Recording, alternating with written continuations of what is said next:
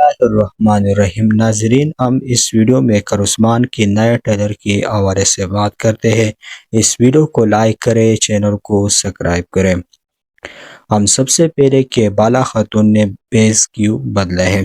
جیسا کہ آپ لوگ جانتے ہیں کہ پچھلے ایپیسوڈ کے آخری سیزن اس بات پر ختم ہوئی کہ صوفیہ نے علیمہ کو عثمان غازی کے سامنے دکھایا گیا، اور اسی طرح سے صوفیہ بھی اس جگہ سے نکل جائے گی اور عثمان غازی بھی اس قلعے کو فتح کر کے اپنے قبیلے کی طرف رخ کرے گے۔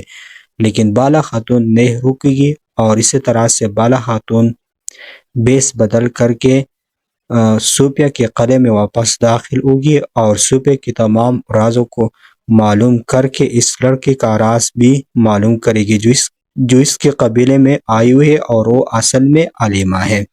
ہم دوسری بات کی طرف آتے ہیں کہ نئے سردار قبیلے میں آ گئے ہیں، تو کیا یہ نئے سردار عثمان غازی کے ساتھ غداری کرے گا یا نہیں؟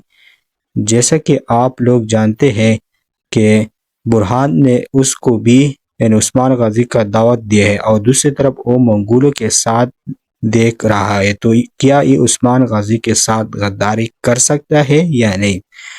تو 98% شک ہے کہ یہ عثمان غازی کے ساتھ غداری نہیں کرے گا، اور یہ عثمان غازی کا سب سے بڑا پلان ہوگا۔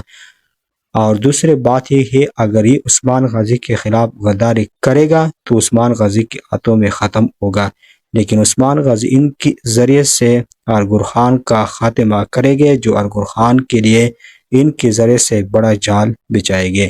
ہم تیسرے بات کی طرف آتے ہیں کہ صوفیہ کا خاتمہ کب ہوگا۔